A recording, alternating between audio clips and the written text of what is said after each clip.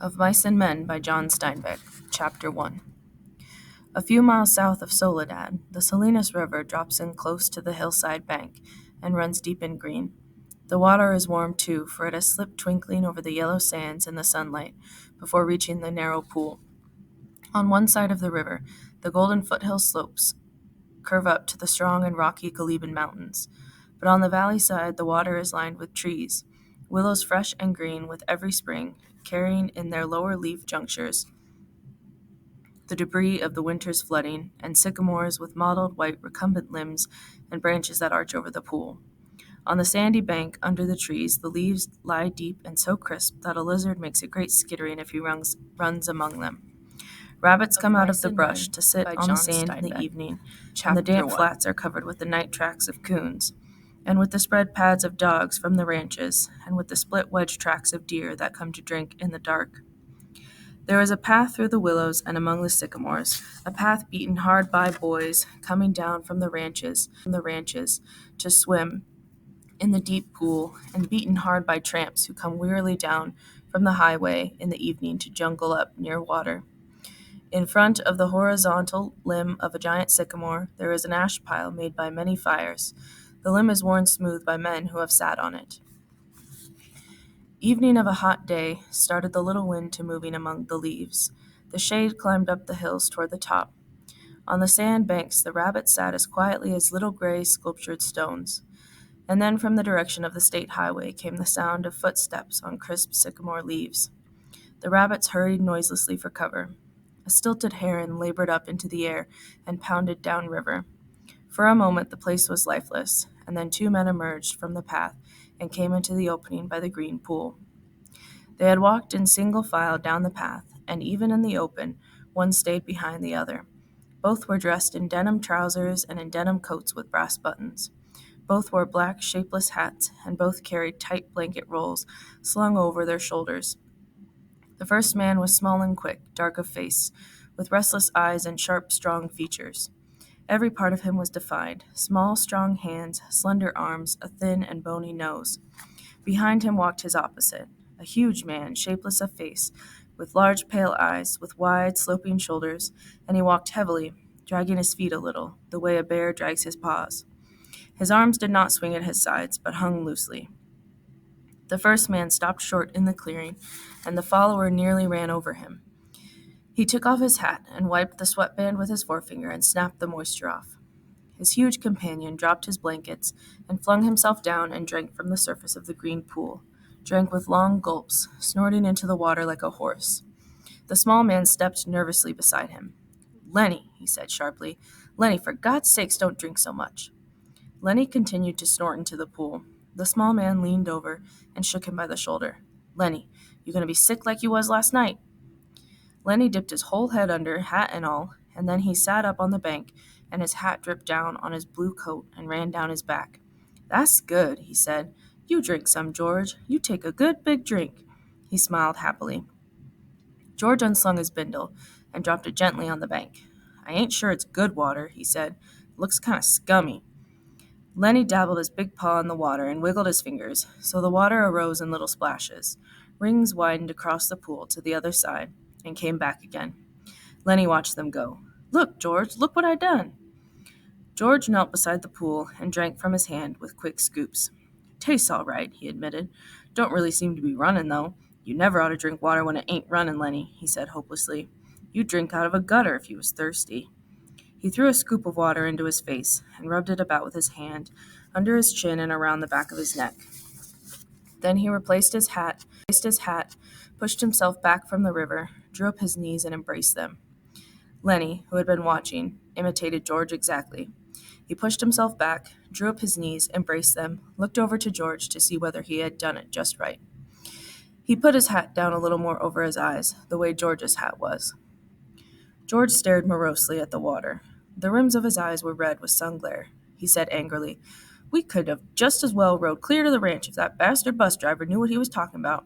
Just a little stretch down the highway, he says. Just a little stretch. Goddamn near 4 miles, that's what it was. Didn't want to stop at the ranch gate, that's what. Too goddamn lazy to pull up. Wonder he isn't too damn good to just stop at Soledad at all. Kicks us out and says, just a little stretch down the road. I bet it was more than 4 miles. Damn hot day. Lennie looked timidly over to him. George. Yeah, what you want? Where are we going, George? The little man jerked down the brim of his hat and scowled over at Lennie. So you forgot that already, did you? I gotta tell you again, do I? Jesus Christ, you're a crazy bastard. I forgot, Lennie said softly. I tried not to forget. Honest to God, I did, George. Okay. I'll tell you again. I ain't got nothing to do. Might just as well spend all my time telling you things and then you forget 'em. And I tell you again. Tried and tried, said Lennie, but it didn't do no good. I remember about the rabbits, George. The hell with the rabbits. That's all you can remember is them rabbits. Okay, now you listen, and this time you gotta remember so we don't get in no trouble. You remember sitting in that gutter on Howard Street and watching that blackboard? Lennie's face broke into a delighted smile. Why, sure, George, I remember that, but what'd we do then? I remember some girls come by and you say, the hell with what I says. You remember about us going into Murray and Reddy's and they give us work cards and bus tickets? Oh, sure, George, I remember that now. His hands went quickly into his side pockets. He said gently, George, I ain't got mine. I must have lost it. He looked down at the ground in despair. You never had none, you crazy bastard. I got both of them here. Think I'd let you carry your own work card? Lennie grinned with relief. I thought I put it in my side pocket. His hand went into the pocket again. George looked sharply at him. What'd you take out of that pocket? Ain't a thing in my pocket, Lennie said cleverly. I know there ain't. You got it in your hand. What you got in your hand, hiding it? I ain't got nothing, George, honest. Come on, give it here. Lennie held his closed hand away from George's direction. It's only a mouse, George. A mouse? A live mouse? Just a dead mouse, George. I didn't kill it, honest. I found it. I found it dead. Give it here, said George. Aw, leave me have it, George. Give it here. Lennie's closed hand slowly obeyed. George took the mouse and threw it across the pool to the other side among the brush. What you want of a dead mouse, anyways? I could pet it with my thumb while we walked along, said Lennie. Well, you ain't petting no mice while you walk with me. You remember where we're going now? Lennie looked startled, and then in embarrassment hid his face against his knees. I forgot again. Jesus Christ, George said resignedly. Well, look, we're going to work on a ranch like the one we come from up north. Up north? In Weed. Oh, sure, I remember, in Weed. That ranch we're going to is right down there about a quarter mile. We're going to go in and see the boss. Now look, I'll give him the work tickets, but you ain't going to say a word. You just stand there and don't say nothing. If he finds out what a crazy bastard you are, we won't get no job. But if he sees you work before he hears you talk, we're all set. You got that? Sure, George. Sure, I got it. Okay, now when we go in to see the boss, what you gonna do? Lennie thought. His face grew tight with thought. I ain't gonna say nothing. Just gonna stand there. Good boy. That's swell. You say that over 2-3 times so you sure won't forget it. Lennie droned to himself softly. I ain't gonna say nothing. I ain't gonna say nothing. I ain't gonna say nothing. Okay, said George. And you ain't gonna do no bad things like you done in Weed, neither. Lennie looked puzzled. Like I done in Weed? Oh, so you forgot that too, did you? Well, I ain't gonna remind you, fear you do it again. A light of understanding broke on Lennie's face. They run us out of Weed, he exploded triumphantly. Run us out, hell, George said disgustedly. We ran. They was looking for us, but they didn't catch us. Lennie giggled happily. I didn't forget that, you bet. George lay back on the sand and crossed his hands under his head, and Lennie imitated him, raising his head to see whether he were doing it right. God, you're a lot of trouble, said George. I could get along so easy and so nice if I didn't have you on my tail. I could live so easy and maybe have a girl. For a moment, Lennie lay quiet, and then he said hopefully, We gonna work on a ranch, George. All right, you got that, but we're gonna sleep here because I got a reason. The day was going fast now. Only the tops of the Gleben Mountains flamed with the light of the sun that had gone from the valley. A water snake slipped along on the pool, his head held up like a little periscope. The reeds jerked slightly in the current. Far off toward the highway, a man shouted something, and another man shouted back. The sycamore limbs rustled under a little wind that died immediately. George, why ain't we going on to the ranch and get some supper? They got supper at the ranch. George rolled on his side. No reason at all for you. I like it here. Tomorrow we're going to go to work. I seen thrashing machines on the way down. That means we'll be bucking grain bags, busting a gut. Tonight I'm going to lay right here and look up. I like it. Lennie got up on his knees and looked down at George. Ain't we going to have no supper? Sure we are, if you gather up some dead willow sticks. I got 3 cans of beans in my bindle. You get a fire ready. I'll give you a match when you get the sticks together. Then we'll heat the beans and have supper. Lennie said, I like beans with ketchup. Well, we ain't got no ketchup. You go get wood. Don't you fool around. It'll be dark before soon. Lennie lumbered to his feet and disappeared in the brush. George lay where he was and whistled softly to himself. There were sounds of splashings down the river in the direction Lennie had taken. George stopped whistling and listened. Poor bastard, he said softly, and then he went on whistling again. In a moment, Lennie came crashing back through the brush. He carried one small willow stick in his hand. George sat up. All right, he said brusquely. Give me that mouse. But Lennie made an elaborate pantomime of innocence. What mouse, George? I ain't got no mouse. George held out his hand. Come on, give it to me. You ain't putting nothing over. Lennie hesitated, backed away, looking wildly at the brush line as though he contemplated running for his freedom. George said coldly, You gonna give me that mouse or do I have to sock you? Give you what, George? You know goddamn well what. I want that mouse. Lennie reluctantly reached into his pocket. His voice broke a little. I don't know why I can't keep it. It ain't nobody's mouse. I didn't steal it. Found it lying right beside the road. George's hand remained outstretched imperiously. Slowly, like a terrier who doesn't want to bring a ball to his master, Lennie approached, drew back, approached again. George snapped his fingers sharply, and at the sound, Lennie laid the mouse in his hand. I wasn't doing nothing bad with it, George, just stroking it. George stood up and threw the mouse as far as he could into the darkening brush, and then he stepped to the pool and washed his hands. You crazy fool. Don't you think I could see your feet was wet when you went across the river to get it? He heard Lennie's whimpering cry and wheeled about. Blubbering like a baby. Jesus Christ, a big guy like you? Lennie's lip quivered, and tears started in his eyes. Oh, Lennie. George put his hand on Lennie's shoulder. I ain't taking it away just for meanness. That mouse ain't fresh, Lennie, and besides, you broke it petting it. You get another mouse that's fresh, and I'll let you keep it for a little while. Lennie sat down on the ground and hung his head dejectedly.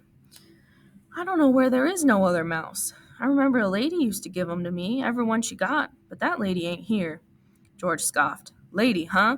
Don't even remember who that lady was. That was your own Aunt Clara, and she stopped giving 'em to you. You always killed 'em. Lennie looked sadly up at him. They was so little, he said apologetically. I'd pet 'em, and pretty soon they bit my fingers, and I pinched their heads a little, and then they was dead, because they was so little. I wish we'd get the rabbits pretty soon, George. They ain't so little. The hell with the rabbits, and you ain't to be trusted with no live mice. Your Aunt Clara give you a rubber mouse, and you wouldn't have nothing to do with it. It wasn't no good to pet, said Lennie. The flame of the sunset lifted from the mountain tops, and dusk came into the valley, and a half-darkness came in among the willows and the sycamores. A big carp rose to the surface of the pool, gulped air, and then sank mysteriously into the water again, leaving widening rings on the water. Overhead, the leaves whisked again, and little puffs of willow cotton blew down and landed on the pool's surface. You gonna get that wood? George demanded. There's plenty right up against the back of that sycamore, floodwater wood. Now you get it. Lennie went behind the tree and brought out a litter of dried leaves and twigs. He threw them in a heap on the old ash pile and went back for more and more. It was almost night now. A dove's wings whistled over the water. George walked to the fire pile and lighted the dry leaves. The flame crackled up among the twigs and fell to work. George undid his bindle and brought out 3 cans of beans. He stood them about the fire, close in against the blaze, not quite touching the flame. There's enough beans for 4 men, George said. Lennie watched him from over the fire. He said patiently, I like 'em with ketchup. Well, we ain't got any, George exploded. Whatever we ain't got, that's what you want. God almighty, if I was alone, I could live so easy. I could go get a job and work and no trouble, no mess at all, and when the end of the month come, I could take my $50 and go into town and get whatever I want. Why, I could stay in a cat house all night. I could eat any place I want, hotel or any place, and order any damn thing I could think of. And I could do all that every damn month. Get a gallon of whiskey or sit in a pool room and play cards or shoot pool. Lennie knelt and looked over the fire at the angry George, and Lennie's face was drawn with terror. And what I got, George went on furiously, I got you. You can't keep a job and you lose me every job I get. Just keep me shoving all over the country all the time, and that ain't the worst. You get in trouble. You do bad things, and I gotta get you out." His voice rose nearly to a shout. "You crazy son of a bitch, you keep me in hot water all the time." He took on the elaborate manner of little girls when are mimicking one another. "Just want to feel that girl's dress. Just want to pet it like it was a mouse. Well, how the hell did she know you just wanted to feel her dress? She jerks back and you hold on like it was a mouse. She yells and we gotta hide in an irrigation ditch all day with guys looking for us, and we gotta sneak out in the dark and get out of the country. All that time, something like that, all the time. I wished I could put you in a cage with about 1,000,000 mice and let you have fun." His anger left him suddenly. He looked across the fire at Lenny's anguished face, and then he looked ashamedly at the flames. It was quite dark now, but the fire lighted the trunks of the trees and the curving branches overhead. Lenny crawled slowly and cautiously around the fire until he was close to George. He sat back on his heels. George turned the beans can so that another side faced the fire. He pretended to be unaware of Lenny so close beside him. "George," very softly. No answer. "George, what do you want?" "I was only fooling, George. I don't want no ketchup. I wouldn't eat no ketchup if it was right here beside me." "If it was here, you could have some." "But I wouldn't eat none, George. I'd leave it all for you. You could cover your beans with it, and I wouldn't touch none of it." George still stared morosely at the fire. "When I think of the swell time I could have without you, I go nuts. I never get no peace." Lenny still knelt. He looked off into the darkness across the river. "George, you want I should go away and leave you alone?" "Where the hell could you go?" "Well, I could. I could go off in the hills there, someplace I'd find a cave." "Yeah? How'd you eat? You ain't got sense enough to find nothing to eat." "I'd find things, George. I don't need no nice food with ketchup. I'd lay out in the sun and nobody hurt me, and if I found a mouse, I could keep it. Nobody'd take it away from me." George looked quickly and searchingly at him. "I've been mean, ain't I?" "If you don't want me, I can go off in the hills and find a cave. I can go away any time." "No, look, I was just fooling, Lenny, 'cause I want you to stay with me. Trouble with mice is you always kill 'em." He paused. "Tell you what I'll do, Lenny. First chance I get, I'll give you a pup. Maybe you wouldn't kill it. That'd be better than mice, and you could pet it harder." Lenny avoided the bait. He had sensed his advantage. "If you don't want me, you only just gotta say so, and I'll go off in those hills right there, right up in those hills and live by myself, and I won't get no mice stole from me." George said, "I want you to stay with me, Lenny. Jesus Christ, somebody'd shoot you for a coyote if you was by yourself. No, you stay with me. Your Aunt Clara wouldn't like you running off by yourself, even if she is dead." Lenny spoke craftily. "Tell me, like you done before." "Tell you what?" "About the rabbits." George snapped. "You ain't gonna put nothing over on me." Lenny pleaded. "Come on, George, tell me, please, George, like you done before." "You get a kick out of that, don't you? All right, I'll tell you, and then we'll eat our supper." George's voice became deeper. He repeated his words rhythmically, as though he had said them many times before. "Guys like us that work on ranches are the loneliest guys in the world. They got no family. They don't belong no place. They come to a ranch and work up a stake, and then they go into town and blow their stake. And the first thing you know, they're pounding their tail on some other ranch. They ain't got nothing to look ahead to." Lenny was delighted. That's it, that's it. Now tell how it is with us." George went on. "With us, it ain't like that. We got a future. We got somebody to talk to that gives a damn about us. We don't have to sit in no bar room blowing in our jack just 'cause we got no place else to go. If them other guys gets in jail, they can rot for all anybody gives a damn. But not us." Lenny broke in. "But not us. And why? Because I got you to look after me, and you got me to look after you. That's why." He laughed delightedly. "Go on now, George. You got it by heart. You can do it yourself." "No, you. I forget some of the things. Tell about how it's going to be." "Okay, someday we're going to get the jack together, and we're going to have a little house and a couple acres and a cow and some pigs and live off the fat of the land," Lenny shouted, "and have rabbits. Go on, George. Tell about what we're going to have in the garden, and about the rabbits in the cages, and about the rain in the winter and the stove, and how thick the cream is on the milk like you can hardly cut it. Tell about that, George." "Why don't you do it yourself? You know all of it." "No, you tell it. It ain't the same if I tell it. Go on, George. How I get to tend the rabbits." "Well," said George, "we'll have a big vegetable patch and a rabbit hutch and chickens, and when it rains in the winter, we'll just say the hell with going to work, and we'll build up a fire in the stove and sit around it and listen to the rain coming down on the roof. Nuts. He took out his pocket knife. I ain't got time for no more. He drove his knife through the top of one of the bean cans, sawed out the top, and passed the can to Lennie. Then he opened a second can. From his side pocket, he brought out 2 spoons and passed one of them to Lennie. They sat by the fire and filled their mouths with beans and chewed mightily. A few beans slipped out of the side of Lennie's mouth. George gestured with his spoon. What are you going to say tomorrow when the boss asks you questions? Lennie stopped chewing and swallowed. His face was concentrated. I ain't going to say a word. Good boy. That's fine, Lennie. Maybe you're getting better. Maybe we, when we get the couple acres, I can let you tend the rabbits all right, especially if you remember as good as that. Lennie choked with pride. I can remember, he said.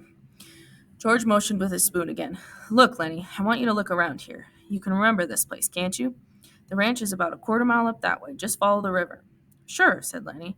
I can remember this. Didn't I remember about not going to say a word? Of course you did. Well, look, Lennie, if you just happen to get in trouble like you always done before, I want you to come right here and hide in the brush. Hide in the brush, said Lennie slowly. Hide in the brush till I come for you. Can you remember that? Sure I can, George. Hide in the brush till you come. But you ain't gonna get in no trouble, because if you do, I won't let you tend the rabbits. He threw his empty bean can off into the brush.